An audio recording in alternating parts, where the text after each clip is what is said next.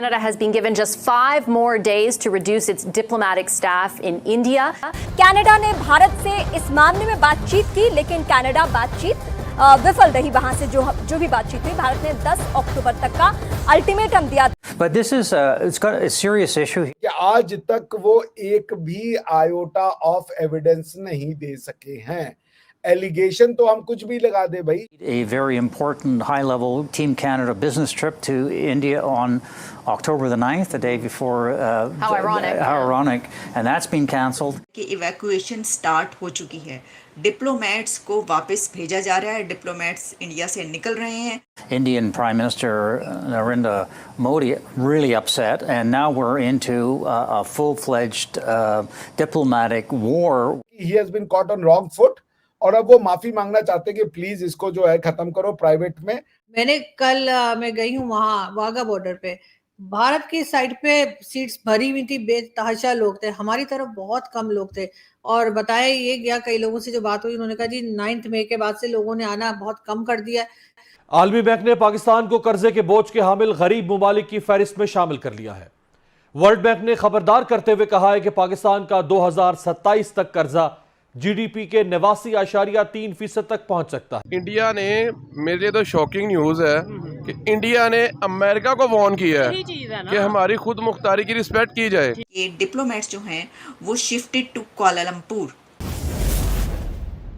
नमस्कार दोस्तों, जय हिंद। Welcome to after morning news channel. Bharat और कनाडा के बीच आतंकी हरदीप सिंह निज्जर की हत्या को लेकर तनाव बढ़ता जा रहा है। इस बीच भारत 13 और 14 अक्टूबर को होने वाली P20 समिट में कनाडा के सामने ये मुद्दा उठाने वाले हैं। दरअसल G20 देशों के संसदीय अध्यक्षों के शिखर सम्मेलन P20 में कनाडा के सीनेट के स्पीकर रेमंड गैगनी शामिल होंगे। ये summit India international convention centre Yashobhoomi में होगी। इसमें G20 और आमंत्रित देशों में से 25 देशों के स्पीकर, 10 देशों के डिप्टी स्पीकर शामिल हो सकते हैं। 18 जून 2023 की शाम कनाडा के ब्रिटिश कोलंबिया स्थित गुरुद्वारा की पार्किंग में खालिस्तानी टाइगर फोर्स के चीफ आतंकी हरदीप सिंह निज्जर पर 2 युवकों ने फायरिंग कर दी। निज्जर की मौके पर ही मौत हो गई। निज्जर को भारत ने भगोड़ा घोषित कर रखा था और इस पर 10 लाख रुपए का इनाम भी था। 3 महीने बाद यानी 18 सितंबर 2023 को कनाडा के प्रधानमंत्री जस्टिन ट्रूडो ने हाउस ऑफ कॉमन्स यानी वहां की संसद में एक बयान दिया। उन्होंने आरोप लगाया कि जून में ब्रिटिश कोलंबिया में निज्जर की हत्या में भारत सरकार के एजेंट्स का हाथ हो सकता है। ट्रूडो की इशारा भारतीय खुफिया एजेंसी रॉ की तरफ था। अमेरिकी पेंटागन के पूर्व अधिकारी माइकल रूबिन ने कहा,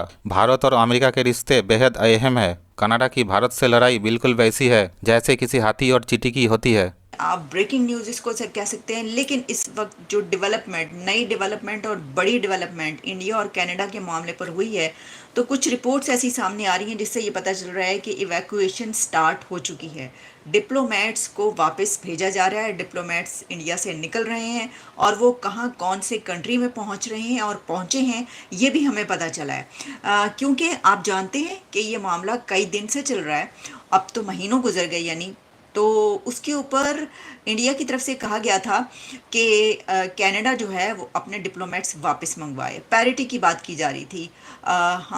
हमने आपको पहले भी बताया था कि कनाडा के काफ़ी डिप्लोमेट्स जो हैं बड़ी तादाद में इंडिया में मौजूद हैं। इंडिया के उतनी बड़ी तादाद में कनाडा में नहीं है, लेकिन जब ये इंडिया की तरफ से एक तरीके से उनको एक टाइम लिमिट दी गई और उनको ये कहा गया कि बस ठीक है, काफ़ी है, बहुत हो गया और अब आप अपने इतने डिप्लोमेट्स जो हैं वापस बुला लीजिए। 41 के करीब डिप्लोमेट्स जो हैं वो कहे जा रहे हैं।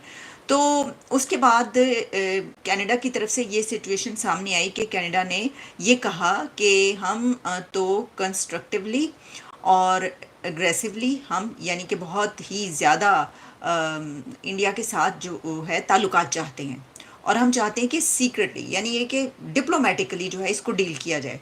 तो सब ने ये कहा कि ये जो है ये कदम ऐसा लगता है कि शायद अब कनाडा ये चाहता है कि हालात बेहतर हो जाएं और ताल्लुकात उस खराबी तक ना जाएं। लेकिन अब पता ये चला है, जो इस वक्त रिपोर्ट सामने आ रही है वो ये कह रही है कि कनाडा ने इवैक्यूएट किए हैं अपने diplomats from Delhi to south east Asia.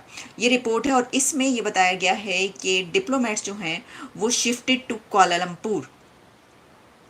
और ये डिप्लोमेट्स कितनी बड़ी तादाद में, इनकी भी जल्दी कुछ ऐसी हैं फैक्ट्स के फिगर्स के जिनको बताया गया, लेकिन हम इसको इस पे छोड़ देंगे जब तक कोई जो पॉलिटिकल कैपिटल इन्वेस्ट करने की कोशिश की थी दैट हैज बैकफायर्ड। और वो बैकफायर्ड इसलिए कर गया क्योंकि वेस्ट जो है वो अभी जस्टिन ट्रूडो के साथ खड़े होने के का कोई इरादा नहीं रखता for a cause which is trivial and which is dispensable, क्योंकि कोई ऐसा कॉज नहीं है जिसको कि वेस्ट स्पाउस करता है। तो वो ये जिद है कि भाई हम खालिस्तान के लोगों को यहाँ पे हार्बर करेंगे और उनको जो है वो ब्रेक इंडिया के जो उनका मंसूबा है उसको हम फ्रीडम ऑफ स्पीच के नाम पे फलने फूलने देंगे। तो this can not be tolerated. मतलब यूक्रेन का जो बॉर्डर वो तो इंटरनेशनल बॉर्डर है, लेकिन इंडिया का बॉर्डर की वेस्ट में कोई वो नहीं है, उसको वो सेपरेटिस्ट फोर्सेस और ये और वो कह के चलाएंगे। तो जस्टिन ट्रूडो साहब ने अपने पॉलिटिकल कंपल्शन के तहत इंडिया के ऊपर ये एलिगेशन पार्लियामेंट में लगा दिया, but he could not stand his ground. उसका रीजन ये कि आज तक वो एक भी आयोटा ऑफ एविडेंस नहीं दे सके हैं। एलिगेशन तो हम कुछ भी लगा दे भाई, वो शूट एंड स्कूट वाली बात है कि हम आपको बोल दें, आप मुझे बोल दें जी अभिषेक जी तो चोर है, इन्होंने मेरी प्रोग्राम चुराई है, ऐसे तो नहीं होगा ना। आपको तो एस्टैब्लिश भी करना पड़ेगा ना भाई, कब चुराया, क्या चुराया, ये भी तो बताते आप। तो Justin Trudeau expected West to ally with him, West to stand by with him, वो हुआ नहीं। पहले G20 के साइडलाइंस पे नहीं हुआ, उसके बाद उन्होंने G7 को साथ में लेने की कोशिश करी, वो नहीं हुआ। उसके बाद ultimately when he was completely left high and dry, he had no other means left except to go in the parliament in the House of Commons of Canada and then take the refuge of parliamentary privileges of saying anything against India. कहाँ है evidence? नहीं है कोई evidence. अब उसके बाद India ने retaliate किया। इंडिया ने कहा इनफ इज इनफ, और थोड़ी सी कैलकुलेशन ये भी इंडिया की सही बैठी होगी कि देखिए अभी वेस्ट जो है उसके सारे के सारी गोटियां फंसी हुई हैं गलत जगह पे।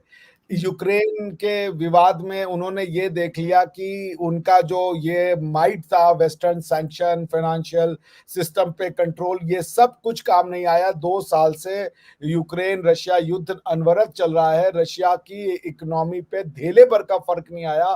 वेस्ट ये अफोर्ड नहीं कर सकता कि ये रूट बंद हो जाए, इसलिए वो चाइना और रशिया का गठजोड़ नहीं बर्दाश्त कर सकते, झेल नहीं सकते। और ये गठजोड़ में अगर इंडिया शामिल हो जाए उस तरीके से जैसे वो फैथम करते हैं लाइक एन अलाई, तो फिर that will be the death nail of the waste.